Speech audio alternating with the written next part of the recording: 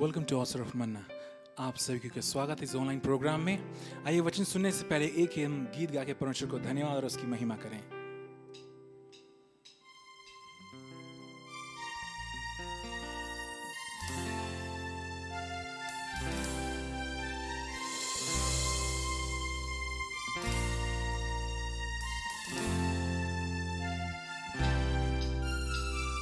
रूए पाक खुदावन आरुआ, जाने जिस्म और रूह में तू बस जा। रूए पाक खुदावन आरुआ, जाने जिस्म और रूह में तू बस जा।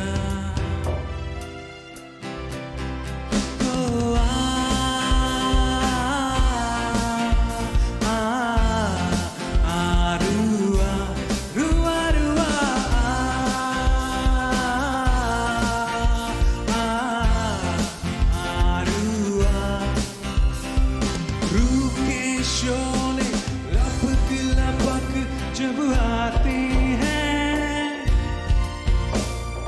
बंधन सारे टुकड़े गिरते जाते हैं। रूह के शोले लपक लपक जब आते हैं, बंधन सारे टुकड़े गिरते जाते हैं।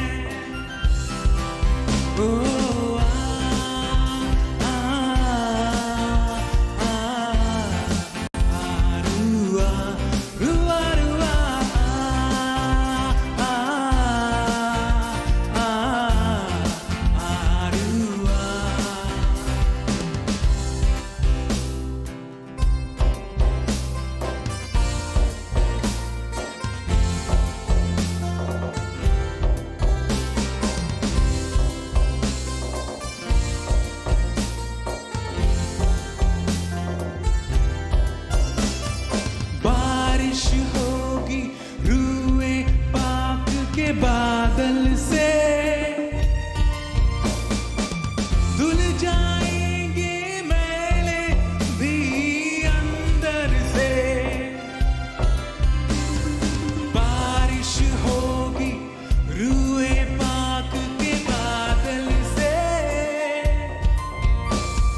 धुल जाएंगे मैले भी अंदर से।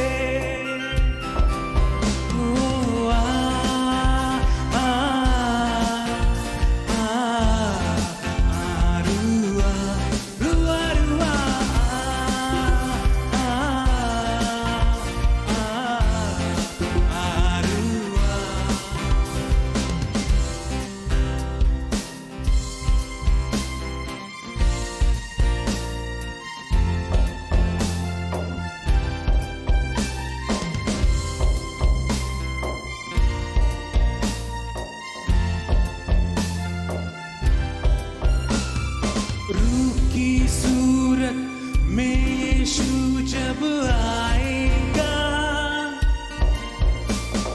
तहस नहस होगा शैतान झुक जाएगा। रूह की सूरत में यीशु जब आएगा, तहस नहस होगा शैतान झुक जाएगा।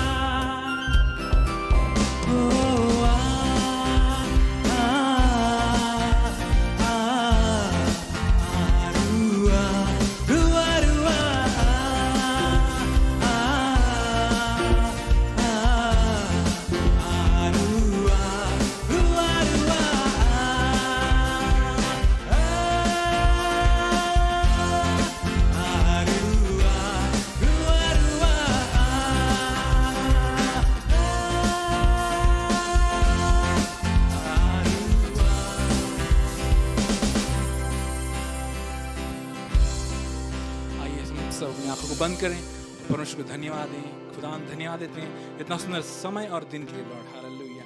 जितने लोग देख रहे हैं लॉर्ड, उन सभी को आशीष कीजिए, अच्छे से सुन पाएं और अपने जीवन में वचन जो दिया जाएगा उसको लागू कर पाएं लॉर्ड। यही सारी छोटी सी प्रार्थना को मैं मधुर में यीशु मसीह के नाम से मांगता हूँ। इसे सुनिए और स्वर्गराज में ग्रहण कीजिए लॉर्ड। हालेलुया, आमीन।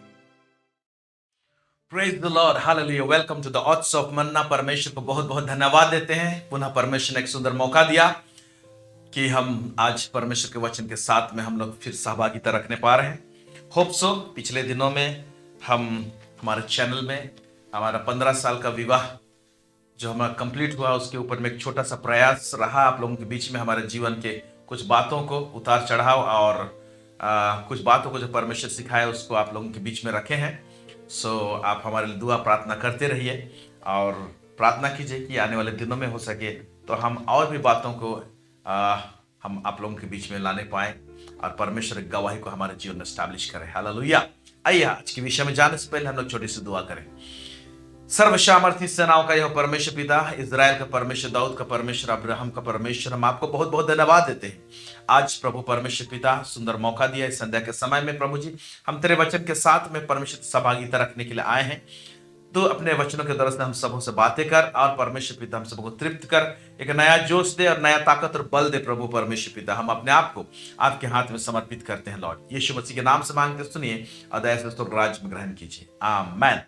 सो आज एक नया टॉपिक में मैं बात करना चाह रहा हूं और इसका सिर्फ 2 पार्ट जाएंगे। आज पहला पार्ट में हम जाएंगे, फिर आने वाला सप्ताह जो है वो सेकंड पार्ट जाएगा। उसके बाद दिसंबर महीना में आने वाला सप्ताह के बाद में और कोई हम ट्रांसलेशन नहीं करेंगे या तो हम प्रोग्राम टेलीकास्ट नहीं करेंगे आप लोगों के बीच में। सीधा हम जनवरी में प्रोग्राम लेकर आएंगे और नोटिफाई किया जाएगा, आपको हमारे स्टेटस में मिल जाएगा व्हाट्सएप का कि हम नेक्स्ट आपको आने वाला संडे के बाद में जनवरी में कब हम नेक्स्ट टॉपिक लेकर आएंगे ये आप लोगों को नोटिफिकेशन के द्वारा से बताया जाएगा। सो आज जिस विषय में मैं बात करने जा रहा हूं वो है एनिमीज एक्सपोज्ड पार्ट 1, यानी दुश्मन का खुलासा होना, प्रकट होना या तो उसका खुलासा होना। इसके ऊपर में हम बात करेंगे और जिस थीम में मैं बात करने जा रहा हूं वो है प्रेयर। सो हम जैसे जैसे हम भीतर जाएंगे हम जानेंगे कि दुश्मन का खुलासा के विषय में हम क्या बताना चाहते हैं, आपको क्या समझाना चाहते हैं, आपको क्या समझना चाहिए। सो हम लोग बहुत जल्द ही कुछ सप्ताहों के बाद में हम लोग 2023 में हम लोग प्रवेश करने जा रहे हैं और जो दुनिया का जो स्थिति परिस्थिति या सिचुएशन है वो बदतर से बदतर हो रहा है, गंभीर हो रहा है और ऐसे समय में हमारे स्थिति परिस्थिति जो है इर्द गिर्द में वो और भी खतरनाक होते जा रही है और ऐसे टाइम में हमें और सजग होने की आवश्यकता है और हमारे जीवन में हम सबको कुछ विशेष बात जो आज का टॉपिक में मैं बता रहा हूं और आने वाला संडे जो टॉपिक आएगा सेकंड पार्ट इसका, उसमें मैं बताने जाऊंगा। हालेलुया। इस संसार में जैसे मसीह का आगमन नजदीक आ रहा है और शैतान भी अपना काम में लगा हुआ है और परमेश्वर का राज भी एक्सपैंड हो रहा है। बहुत सारे लोग जगह जगह में यीशु मसीह को उद्धारकर्ता के रूप में ग्रहण कर रहे हैं और ऐसा भी हो रहा है कि जो लोग उद्धारकर्ता के रूप में यीशु को ग्रहण किए हैं वो बैकस्लाइड भी हो रहे हैं। सो नाना प्रकार की उथल पुथल चल रहा है। ऐसे उथल पुथल में आपका और मेरा जो आप सुन रहे हैं इस समय में स्थिरता का जीवन होना चाहिए। और स्थिरता होगा कैसे? हम लोग इर्द गिर्द में दुश्मन से घिरे हुए हैं, आत्मिक दुश्मन से घिरे हुए हैं। शैतान और उसके सल्तनत, अंधकार की ताकत, दुष्ट आत्माएं, ये सब हमारे पीछे में लगे हुए। और ऐसे युग में हम अपने आप को कैसे सुरक्षित रखें, कैसे बचा के रखें। सो कई बार क्या होता है कि दुश्मन छुप के वार करता है, छुपा हुआ रहता है, वो प्रकट रूप में दिखाई नहीं देता है। तो प्रकट होगा कैसे, उसका खुलासा कैसे होगा, इसी बात को हम लोग इस विषय में, इस टॉपिक में हम जानने की कोशिश करेंगे और आने वाला सप्ताह में भी इसको हम इस सीरीज को हम लोग कंप्लीट करेंगे। सो 2 सीरीज में या 2 पार्ट में इसको खत्म करने के लिए जा रहे हैं। तो जिस खंड से मैं परमेश्वर के वचन को लेकर आया हूं वो एक घटना है, एक इंसिडेंट है और उस इंसिडेंट से हम कुछ बातों को समझने की कोशिश करेंगे कि दुश्मन, जो हमारा दुश्मन है, वो कैसे प्रकट होता है, या तो एक्सपोज होगा या तो उसका खुलासा कैसे होगा, उसका छुपने के स्थान से उसको बाहर कैसे निकालेंगे। क्योंकि अगर छुपा हुआ स्थान में रहेगा हम देखने नहीं पाएंगे, और वहां से कुछ वार करता है या तो काम करता है तो हमको समझ में नहीं आएगा और वो कुछ गड़बड़ी करते चला जाएगा। इसीलिए दुश्मन का खुलासा होना भी बहुत जरूरी है। आइए हम लोग वचन को पढ़ेंगे। प्रेरितों का काम उसका 28 अध्याय उसका 1 से लेकर 5। इसको पढ़ने से पहले मैं बताना चाहता हूं कि ये पौलुस प्रेरित का पत्री है, और या तो पौलुस ने नहीं लिखा है, इसको लूका ने लिखा है एक्चुअली, लेकिन प्रेरितों के दिनों में क्या क्या काम हुए हैं और पौलुस का स्पेशली उसका जर्नी के विषय में, इवन पतरस लोग कैसे सेवकाई किए, यूहन्ना लोग कैसे सेवकाई किए, कलीसिया कैसे खड़ा हुआ, कैसे कलीसिया का मतलब जगह जगह में कैसे रोपण हुआ, उसके विषय में चर्चा किया है। तो पौलुस भिन्न भिन्न जगह में जाता था प्रचार करने के लिए और समुद्र की यात्रा करता था। 27 अध्याय में अगर पढ़ेंगे तो आपको पता चलेगा कि पौलुस अपने मित्रों के साथ में एक यात्रा में था और एक बहुत बड़ा आंधी तूफान आया समुद्र में और वो लोग अटके हुए थे और परमेश्वर ने उनको किस तरह से बचाया, निकाला और एक टापू में पहुंचे। वहां से एक घटना है, उसको हम लोग देखेंगे। आइए हम लोग पढ़ेंगे प्रेरितों का काम उसका 28 उसका 1 से लेकर 5 क्या कहता है यहाँ पर।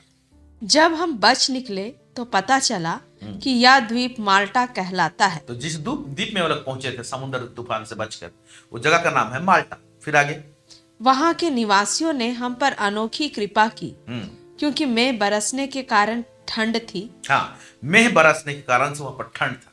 सोचिए, वातावरण ठंडा है, इनके इर्द गिर्द का वातावरण ठंडा है, ओके। और ठंड होने के कारण से अब वहां पर लोग क्या कर रहे हैं, जो लोग वहां पर हैं वो लोग अनजान लोग हैं, लेकिन उन्होंने कृपा की, लिखा हुआ है। क्या कृपा की, आइए देखते हैं हम लोग। इसलिए उन्होंने आग सुलगाकर हम सबको ठहराया। हाँ, वहां के लोग जो थे, माल्टा के लोग थे, जहां पर ये लोग उस समुद्र के किनारे जो पहुंचे थे, तो वहां के लोग उन्होंने आग जलाई उन्होंने और इनके लिए ठंडक गर्माहट पहुंचाने का व्यवस्था किया। फिर आगे क्या होता है। जब पौलुस ने लकड़ियों का गट्ठा बटोर कर आग पर रखा। हाँ, अब पौलुस भी क्या कर रहा है, ये लोग आग जुगाड़ कर दिए इनके लिए, ओके। अब उसमें और लकड़ियां देना है, ये लोग ठिठुर रहे होंगे, ठंडा वातावरण है, तो पौलुस ने भी लकड़ियों का गट्ठा बटोर कर आग पर रखा, लिखा हुआ है। फिर क्या होता है।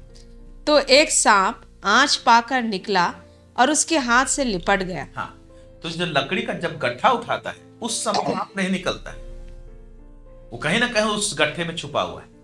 लेकिन जैसे पौलुस ने उस गट्ठे को उसने आग में डाला और वो गट्ठा जलने लगा, तो वहां पर आंच जब पैदा हुआ, हीट आया, तो उसमें छुपा हुआ एक सांप था, वो निकला और पौलुस के हाथ में जाके चिपकता है या तो लटक जाता है। आगे देखते हैं क्या लिखे। जब उन निवासियों ने सांप को उसके हाथ से लटके हुए देखा तो आपस में कहा, सचमुच यह मनुष्य हत्यारा है कि यद्यपि समुद्र से बच गया तो भी न्याय ने जीवित रहने ना दिया। तो वहां के लोग जब उसके हाथ में सांप को लिपटा हुआ देखते हैं तो वो लोग अपना एक प्रतिक्रिया को लोग प्रकट करते हैं कि निश्चय ये कोई हत्यारा है, इसीलिए परमेश्वर न्याय कर रहा है, सांप भेजा है इसको काटने के लिए। ऐसे यहां पर लोग सोचते हैं, लेकिन क्या होता है देखेंगे। तब उसने सांप को आग में झटक दिया और उसे कुछ हानि ना पहुंची। हाँ, तब पौलुस ने अपने हाथ को झटक दिया और सांप जाकर उस आग में गिरा। जाहिर है उस आग में गिरा तो जला हुआ होगा, नष्ट हुआ होगा, उसके विषय में कुछ नहीं लिखा हुआ, लेकिन आग का आंच में आया हो। तो ये जो घटना है, यहां से एक चीज, एक मैसेज हमारे लिए आ रहा है। जो लकड़ियां, जब तक उस लकड़ी में आग नहीं था, जब तक वो ड्राई था, वो सूखा हुआ था, वहां पर सांप को छुपने के लिए स्थान था। लेकिन जैसे वो लकड़ी में आग पकड़ता है, उसमें आंच आती है, वो गर्माहट वहां से आती है, ओके, तब वो सांप जो है छुपा हुआ है ना, वो निकल के आता है।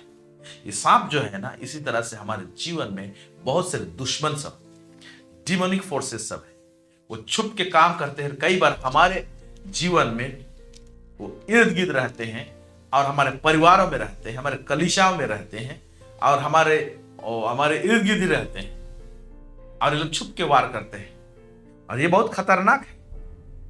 और लेकिन जब गर्माहट आता है, जैसे सांप निकला, उसी तरह से हमारे जीवन में अगर शिथिलता है, आत्मिक शिथिलता है, एक आत्मिक ठंडापन है, आत्मिक रूप से हम गर्म नहीं है, तो ये सांप जैसे लकड़ी के अंदर में छुपा हुआ था, वैसे ही हमारे जीवन के इर्द गिर्द पता नहीं हमारे फाइनेंस में कहाँ घुसा होगा, हमारे बच्चों के जीवन में कहाँ घुसा होगा, या तो हमारे परिवार के और किसी व्यक्ति के जीवन में घुसा होगा, या हमारे खुद के व्यक्ति के जीवन के कुछ एरिया में वो छुप के बैठा होगा।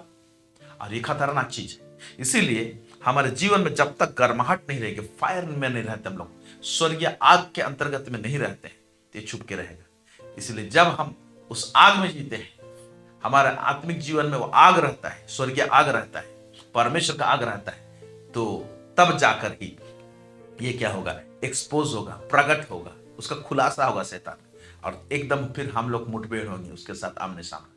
क्योंकि आमना सामना जब तक फाइट नहीं करेंगे, किस प्रकार का लड़ाई को हमको जीतना है और किस प्रकार से आमना सामना होना है, जैसे दाऊद और गोलियत आमना सामना, उस प्रकार का बैटल में परमेश्वर हम सबको लाना चाहता है, और इस तरह का लड़ाई होना चाहिए एक्चुअली। हाँ, ये जो आत्मिक लड़ाई है स्पिरिचुअल वॉरफेयर में, वो स्ट्रेटेजिक होना चाहिए, लेकिन दुश्मन कहां पर छुपा है वो खुद ना जाने तो लड़ना बहुत मुश्किल हो जाए हमारे लिए। इसलिए दुश्मन एक्सपोज होना जरूरी है।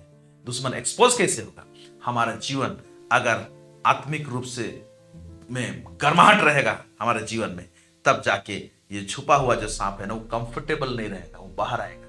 इसीलिए आप देखिएगा, ठंड के मौसम में सांप सब दिखाई नहीं देते, लेकिन गर्मी के मौसम में सांप सब इधर उधर भागते हुए दिखाई देता है। ओके, क्यों?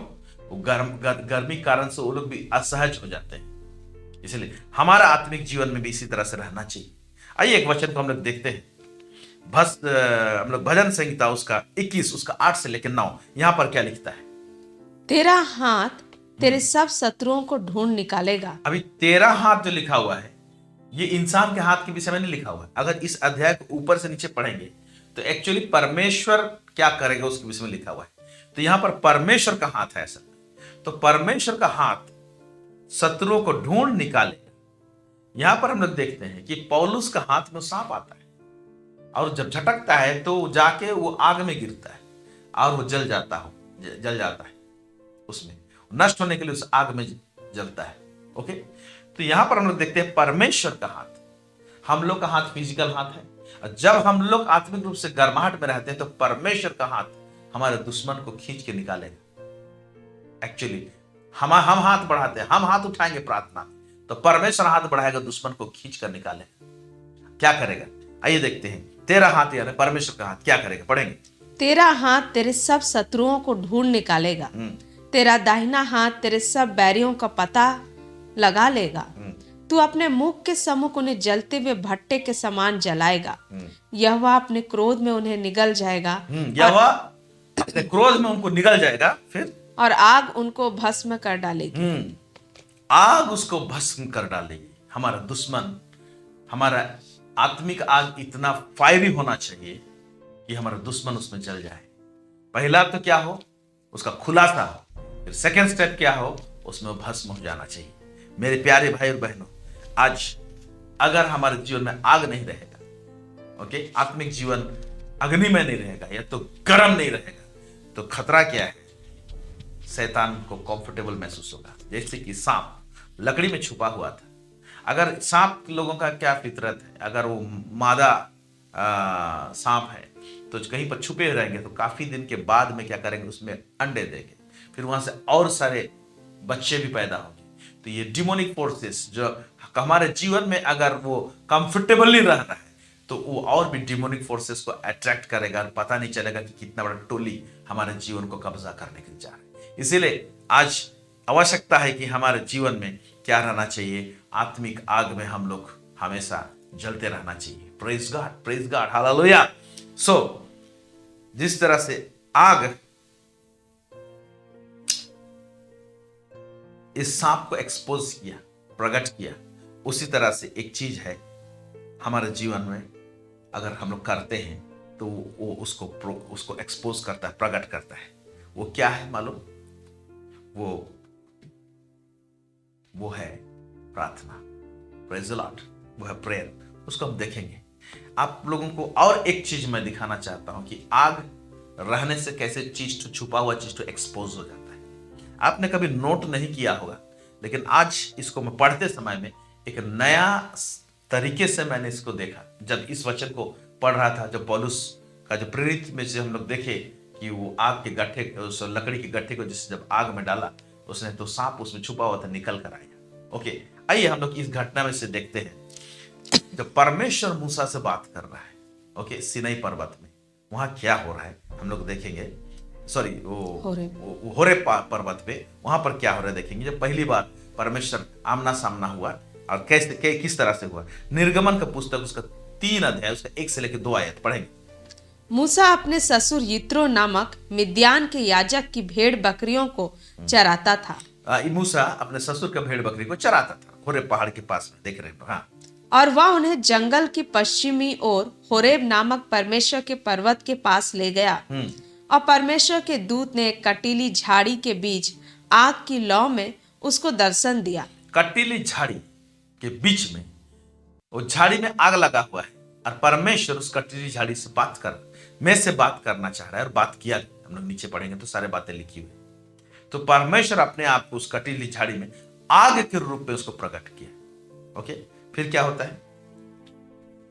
और उसने दृष्टि उठाकर देखा कि झाड़ी जल रही है पर भस्म नहीं होती। हाँ, अब इसके नीचे अगर पढ़ेंगे तो आपको पता चलेगा कि वो मुड़ कर देखने जाता है कि क्यों भस्म नहीं होती। फिर परमेश्वर का आवाज वहां से आता है, बोलता है कि पवित्र स्थान है, अपनी जूतियां उतारो। वो आगे बढ़ता है।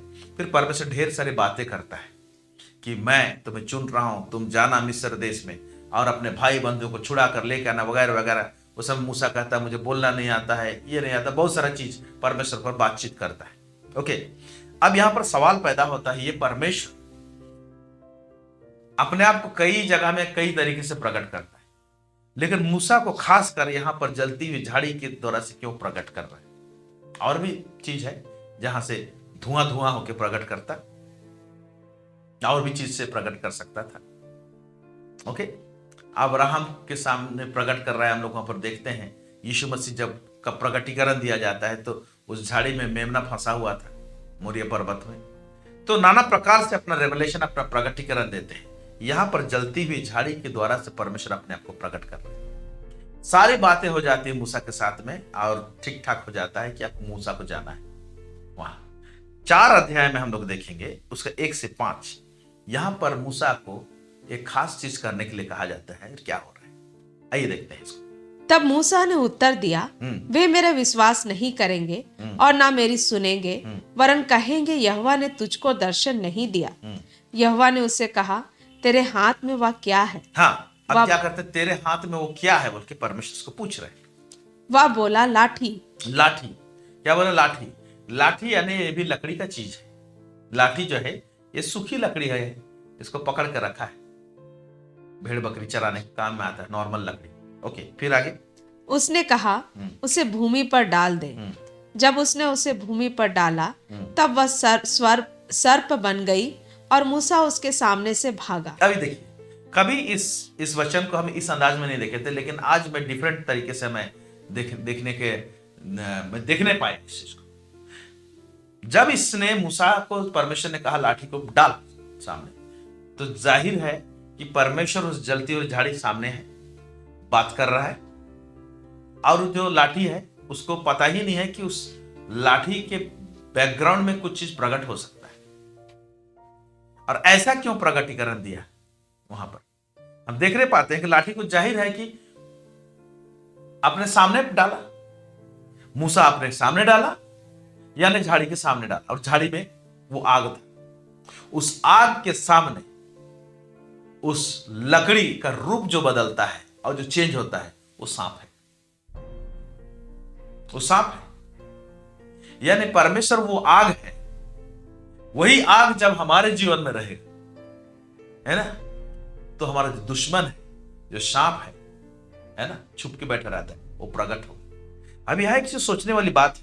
आइए आगे थोड़ा सा इसको पढ़ते हैं, उसके बाद मैं इसको एक्सप्लेन करूंगा। हाँ, तब यहोवा ने मूसा से कहा, हाथ बढ़ाकर उसकी पूंछ पकड़ ले, ताकि वे लोग विश्वास करें कि तुम्हारे पितरों के परमेश्वर अर्थात अब्राहम के परमेश्वर, इसहाक के परमेश्वर और याकूब के परमेश्वर यहोवा ने तुझको दर्शन दिया है।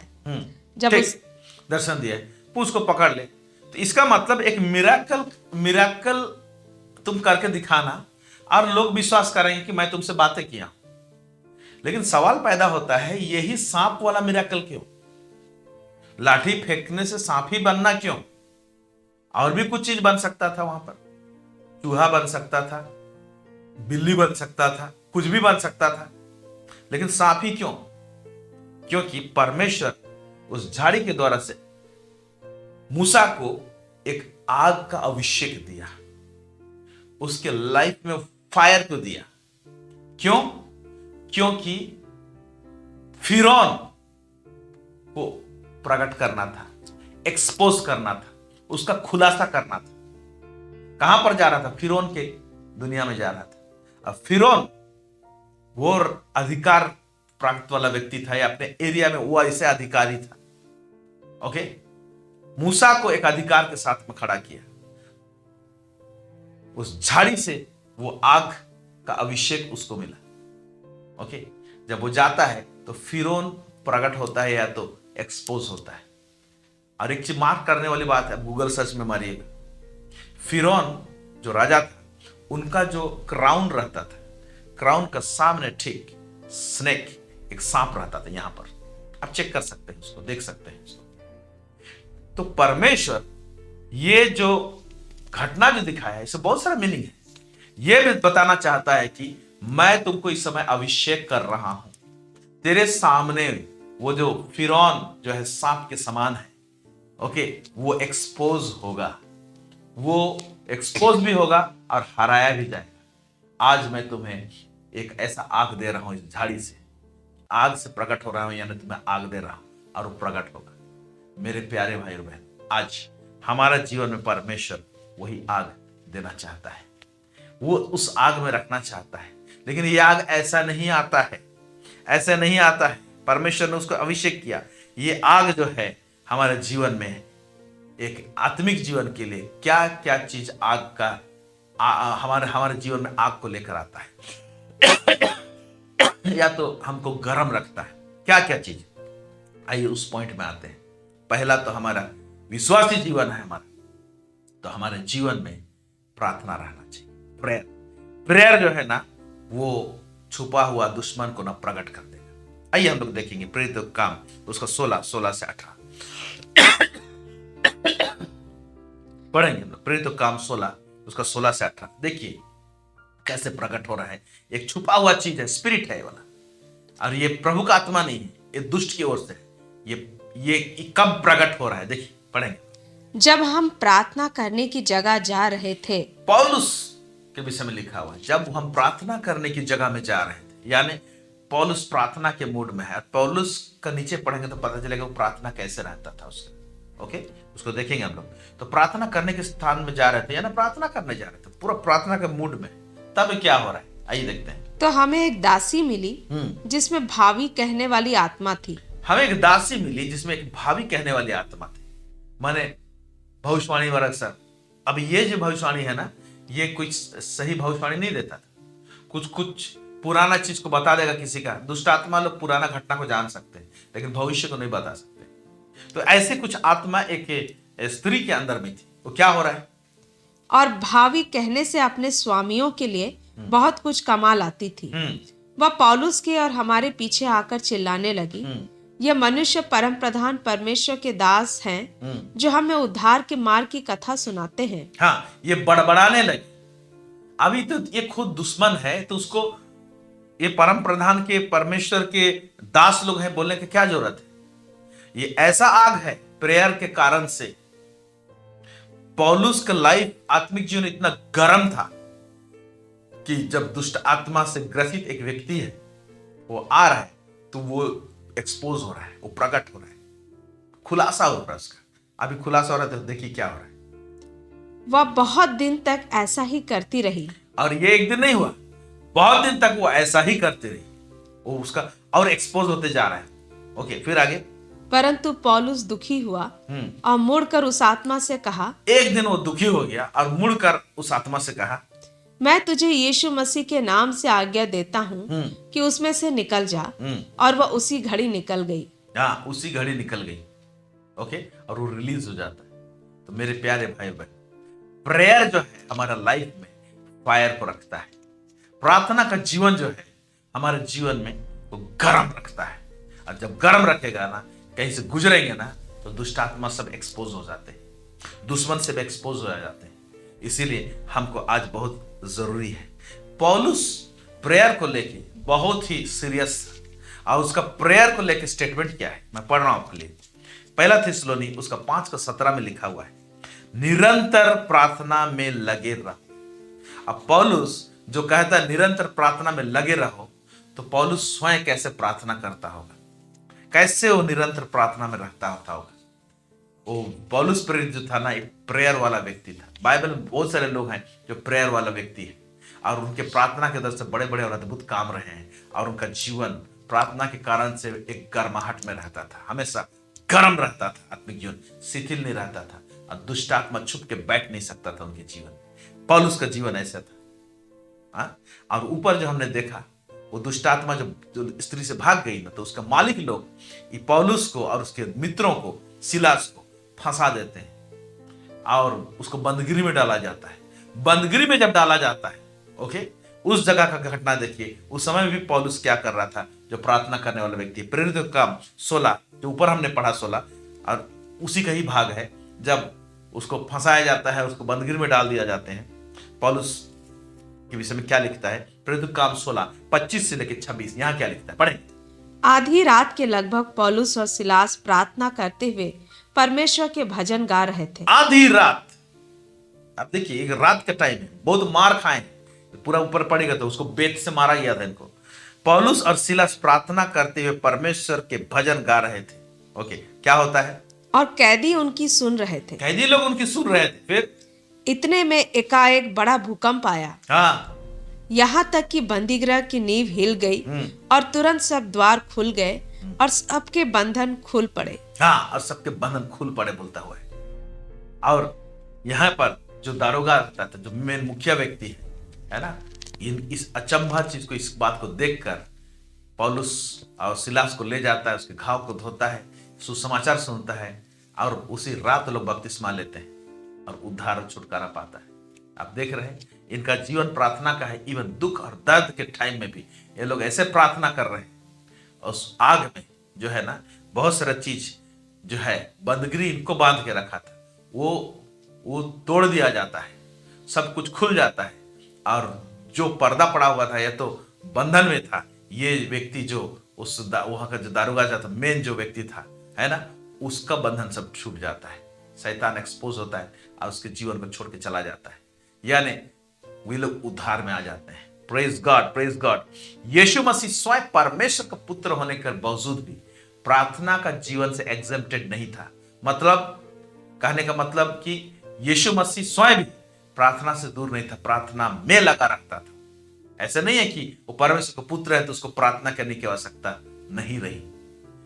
पौलुस को कर सकता था, बाकी लोग कर सकते थे, पतरस कर सकता है, यीशु का क्या जरूरत है प्रार्थना करने का। लेकिन यीशु मसीह स्वयं जबरदस्त प्रार्थना करने वाला व्यक्ति था। आइए हम लोग देखते हैं लूका उसका 6 उसका 12 यहाँ पर क्या लिखता है। उन दिनों में वह पहाड़ पर प्रार्थना करने गया और परमेश्वर से प्रार्थना करने में सारी रात बिताई। यहाँ पे देखिए, उन दिनों में वह प्रार्थना करने गया। ओके, पहाड़ में चला जाता था। और भी बहुत जगह जाएंगे, देखेंगे तो हम लोग देखेंगे यीशु मसीह पहाड़ में भोर को चला जाता था, प्रार्थना करता था। कोई कभी कभी सारी रात प्रार्थना की। यहाँ पर देखते हैं तो वॉच नाइट प्रेयर बोलने से आज कई कलीसिया में होती है, रात्रि मध्य रात्रि प्रार्थना, रात भर प्रार्थना होता है, सुबह तक प्रार्थना होता है। ओके, यीशु मसीह इस तरह से प्रार्थना किया, होल नाइट प्रेयर, है ना। सामुएल के विषय में देखते हैं, वो भी एक जगह एक दिन होल नाइट प्रेयर किया। पहला सामुएल 15 उसका 10 से लेकर 11 यहाँ पर क्या लिखता है। तब यहोवा का यह वचन शमूएल के पास पहुंचा, मैं साउल को राजा बना के पछताता हूँ, क्योंकि उसने मेरे पीछे चलना छोड़ दिया और मेरी आज्ञाओं का पालन नहीं किया। तब शमूएल का क्रोध भड़का, हाँ, और वह रात भर यहोवा की दुहाई देता रहा। और रात भर वो यहोवा की दुहाई देता रहा, प्रार्थना करता रहा। ओके, सामुएल एक प्रेयर करने वाला व्यक्ति था, रात भर प्रेयर कर रहा है। ओके, दाऊद किस तरह से प्रार्थना करता था, आइए हम लोग देखते हैं उसको। भजन संहिता उसका 55 उसका 17। सांझ को, भोर को, दोपहर को, तीनों पहर में मैं दुहाई दूंगा और करहाता रहूंगा, और वह मेरा शब्द सुन लेगा। क्या कहता है। हम लोग दाऊद को देखते हैं, वो एक तो टाइम सेट किया हुआ था, जो चीज आज हम लोग से नहीं होता है, बहुत कठिन हो जाती है। सांझ को, भोर को, दोपहर को, तीनों पहर में मैं यहोवा को दुहाई देता रहूंगा, प्रार्थना करता रहूंगा। आज हम लोग बोलते हैं हम लोग बहुत व्यस्त हो जाते हैं, हम लोग नहीं करते। क्या दाऊद एक राजा होकर व्यस्त नहीं था? एक देश चलाने वाला व्यक्ति, प्रजा का देख रेख करना है, क्या है क्या नहीं है जुगाड़, इस प्रकार का करने वाला व्यक्ति जो इतना व्यस्तता के बावजूद इस चीज को इतना इंपॉर्टेंस लेता है। लेकिन हम लोग प्रार्थना में कहीं ना कहीं चूकते हैं। और विश्वासियों के जीवन में, हमारे जीवन में प्रार्थना को ही लेके सबसे जल्दी डमाडोल हो जाता है हमारे जीवन। अचानक से हम लोग प्रार्थना में हम लोग भरपूर हो जाते हैं, कई बार एकदम बढ़िया चलते रहते हैं, तुरंत ऐसे हमारा ग्राफ नीचे चला जाता है कि प्रार्थना डमाडोल हो जाता है। जैसे प्रार्थना डमाडोल होता है, हमारे जीवन में ठंडकपन आता है। और ठंडकपन जब आएगा तो सांप जो है ना, जैसे लकड़ी में छुपा हुआ रहता है ना, वैसे हमारे जीवन में कोई ना कोई कोना में छुपा हुआ रहेगा, काम करेगा। और ज्यादा दिन छुपा हुआ रहेगा तो अंडे भी देगा, उसमें से और भी सांप निकलेंगे। मेरे प्यारे भाई और बहन, जो ये युग में हम लोग जी रहे हैं आज, बहुत खतरनाक युग है। यहाँ पर अगर प्रार्थना नहीं करेंगे हम जीने नहीं पाएंगे, प्रार्थना का जीवन नहीं रहेगा, हम लोग चलने नहीं पाएंगे। बहुत खतरनाक स्थिति पर 2023 और क्या लेके आएगा, क्या स्थिति परिस्थिति आएगा, हमको नहीं मालूम। हम तो कई बार सोचते हैं, जो कोरोना आया था, प्रार्थना करने लोगों को सिखा दिया था, कोरोना भागा, प्रार्थना भी भाग गया। ऐसे हमारे बीच में स्थिति परिस्थिति है। इसलिए आज 2023 में घुसने से पहले हम जरा सा अपने प्रार्थना के जीवन को थोड़ा सा झांके, समझने की कोशिश करें कि हम कहां पर हैं। क्या मेरा आत्मिक जीवन ठंडा तो नहीं हो गया है, प्रार्थना का जीवन घट तो नहीं गया है।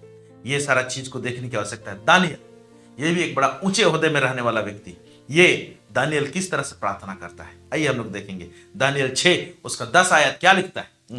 जब दानियल को मालूम हुआ कि उस पत्र पर हस्ताक्षर किया गया है, एक ऐसा पत्र या तो एक ऐसा फरमान जारी किया गया जिसमें कि कोई व्यक्ति कुछ दिनों तक वहां का राजा को छोड़कर किसी की आराधना नहीं करेगा, उसके सामने दंडवत करेगा, या तो राजा के बनाए हुए जो ये है मूर्त हो उसके सामने दंडवत करेगा। ओके, और उस फरमान के खिलाफ में जो है दानियल खड़ा होता है। ओके, वो जाता है सुचारू रूप से जैसे प्रार्थना करना चाहिए। क्या लिखता है यहाँ पर, पढ़ेंगे।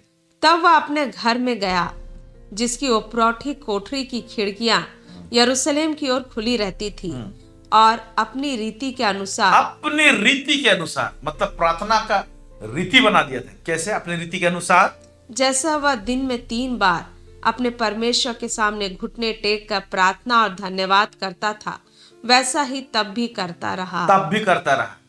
कोई किसी और परमेश्वर को आराधना ना करे, ना झुके बोल के बोला गया था, लेकिन अपने रीति के अनुसार, मतलब बहुत पहले से उसका एक ऐसा सेटअप था कि दिन में 3 बार मुझे प्रेयर करना है, सो करना है। इसमें हम मसीह लोग बहुत ही ज्यादा चूकते हैं। हम लोग को तो 1 बार प्रार्थना करने के लिए मुश्किल हो जाता है, 3 बार तो बहुत बड़ा भारी हो जाता है। ओके, आइए, प्रार्थना जो है ना, इस सचमुच में इजी काम नहीं है, ये कठिन ही है। देखा जाए, प्रचार करना और प्रार्थना, 2 चीज को अगर सामने लाया जाए तो प्रचार करना सहज हो सकता है, लेकिन प्रार्थना करना कठिन हो जाता है। तो प्रार्थना का जीवन काटना, एक युद्ध के रूप में प्रार्थना करना, जो चीज के हमारे जीवन को आग में रखे, गर्माहट रूप में रखे, उस प्रकार का प्रार्थना हम लोग चूकते हैं। आइए हम लोग देखेंगे मत्ती उसका 36 से लेकर 41, यहां पर क्या लिखता है। तब यीशु अपने चेलों के साथ गत्समनी नामक एक स्थान में आया और अपने चेलों से कहने लगा, यहीं बैठे रहना जब तक मैं वहां जाकर प्रार्थना करूं। हाँ, यहीं बैठे रहना। और एक ट्रांसलेशन लिखा है, तुम लोग भी प्रार्थना करो। ओके, तो प्रार्थना करो, यहां पर मैं जाकर आगे जाकर प्रार्थना करने के लिए, प्रार्थना करने के लिए लेकर आया था। अब फिर क्या होता है देखेंगे। जब तक वह पतरस और जब्दी के दोनों पुत्रों को साथ ले गया और उदास और व्याकुल होने लगा, तब उसने उनसे कहा, मेरा जी बहुत उदास है, यहाँ तक कि मेरा प्राण निकला जा रहा है। मेरा जी बहुत उदास है, मेरा प्राण बहुत निकला जा रहा है, उनको बोल रहा है। फिर तुम यहीं ठहरे रहो और मेरे साथ जागते रहो। फिर वह थोड़ा और आगे बढ़कर मुंह के बल गिरा और यह प्रार्थना की, हे मेरे पिता, यदि हो सके तो यह कटोरा मुझसे टल जाए, तो भी जैसा मैं चाहता हूँ वैसा नहीं, परंतु जैसा तू चाहता है वैसा ही हो। हाँ, जैसे मैं चाहता हूं वैसे नहीं, जैसे तू चाहता वैसे, बोलकर प्रार्थना कर रहा है। फिर क्या होता है? फिर उसने चेलों के पास आकर उन्हें सोते पाया। जब वो लौटता है वहां से, तो वो अकेले प्रार्थना कर रहा था यीशु, वहां से लौटता है तो देखता है चेलों को सोते पाया लिखा। फिर क्या कहता है?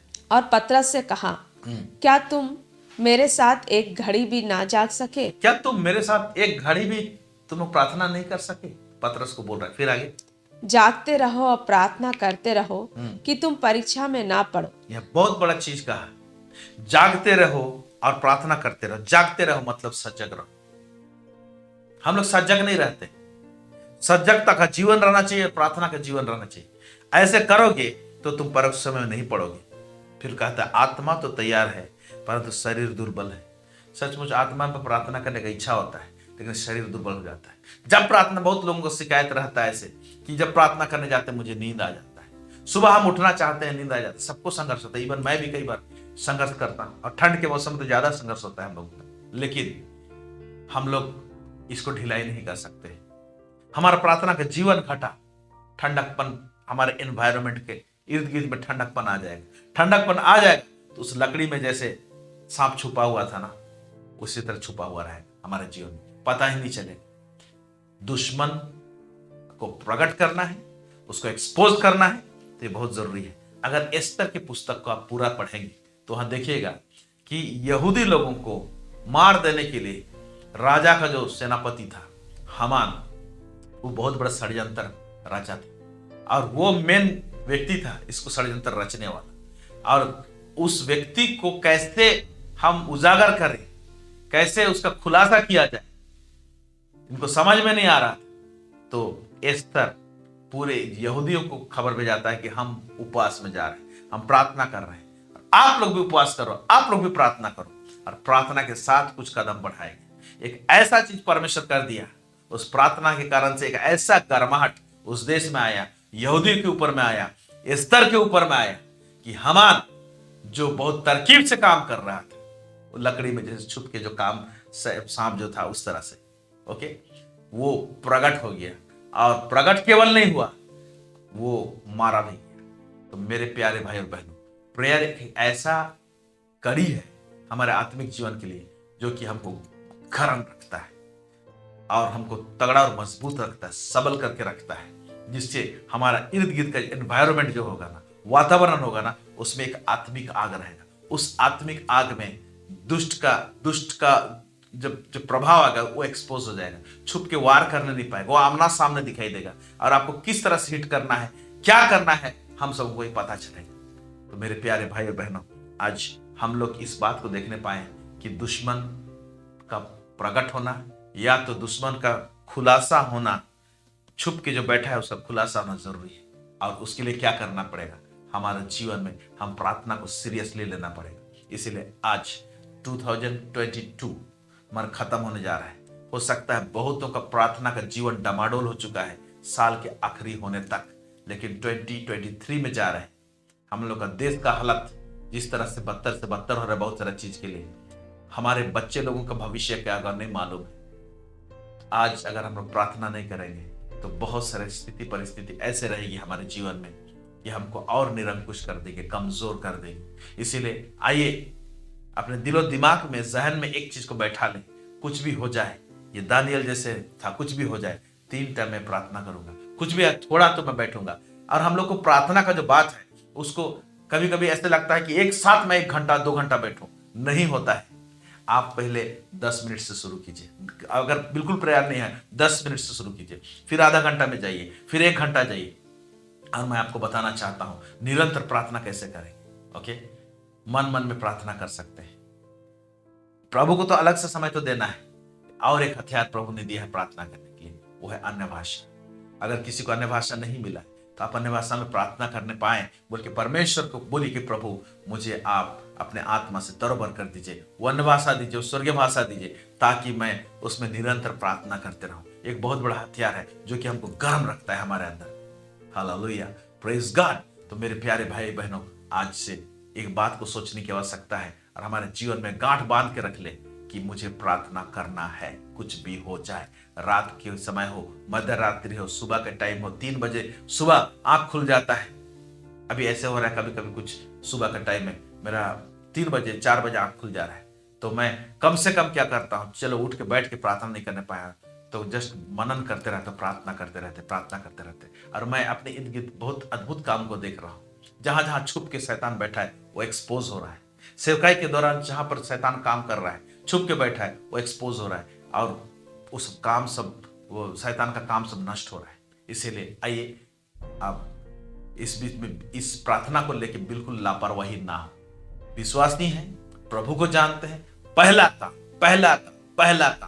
काम प्रेयर प्रेयर प्रेयर।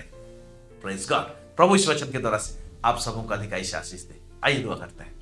सर्व सामर्थ्य सेनाओं का यह परमेश्वर पिता, इजराइल का परमेश्वर, दाऊद का परमेश्वर, इब्राहिम का परमेश्वर, प्रभु जी हम प्रार्थना करते हैं 2022 खत्म होने जा रहे हैं, 2023 प्रभु जी जब प्रवेश करने जा रहे हैं, अभी से हमारे अंदर में प्रभु जी प्रार्थना के प्रति प्रभु जी एक आग लगने पाए प्रभु जी, ताकि हमारे इर्द गिर्द का माहौल जो प्रभु जी आपका स्वर्गीय आग से भरा रहे प्रभु जी। हमारा आत्मिक जीवन प्रभु जी आपके आग में रहने पाए प्रभु जी, आपका आग एक्टिवेटेड रहने पाए, जिससे कि प्रभु परमेश्वर पिता दुश्मन छुप के बैठने ना पाए हमारे घर में, हमारे परिवार में, हमारे व्यक्तिगत जीवन में, हमारे फाइनेंस में, कोई भी एरिया में प्रभु परमेश्वर पिता हम प्रार्थना करते हैं वो एक्सपोज होने पाए। और जैसे दाऊद और गोलियत के सामने आमना सामना हुआ और दाऊद जीता प्रभु जी, उसी तरह से प्रभु दाऊद प्रार्थना करने वाला व्यक्ति था, इसीलिए उसने जीता प्रभु परमेश्वर पिता। आपके ऊपर भरोसा करता था, हमको भी ऐसा ही बना ताकि प्रभु जी हर एक लड़ाई को हम परमेश्वर से जीतने पाए। और प्रभु जी परमेश्वर उस विक्ट्री को जो यीशु मसीह में है उसको परमेश्वर पिता हम प्रतिदिन परमेश्वर पिता हमारे जीवन में देखने पाए प्रभु जी। सब बातों में आपको महिमा और गौरव देते हैं लॉर्ड। दुआ प्रार्थना हम तेरे चरणों में रखते हैं, यीशु मसीह के नाम से मांगते हैं, सुनिए अदय से स्वराज ग्रहण कीजिए। Amen. Praise the Lord. So इस महीना का सिर्फ आने वाला और एक एपिसोड रहेगा, उसके बाद में हम इस महीना का लास्ट तक और कोई एपिसोड नहीं लाएंगे। सीधा जनवरी में हम नोटिस देंगे आपको, व्हाट्सएप के थ्रू से नोटिफिकेशन देखते रहिएगा, पोस्टर आ जाएगा, तो हम कौन सा सप्ताह में हम जनवरी में शुरू करेंगे आपको बताया जाएगा। थैंक यू सो मच हमारे साथ जुड़ने के लिए, बहुत बहुत धन्यवाद। Thank you.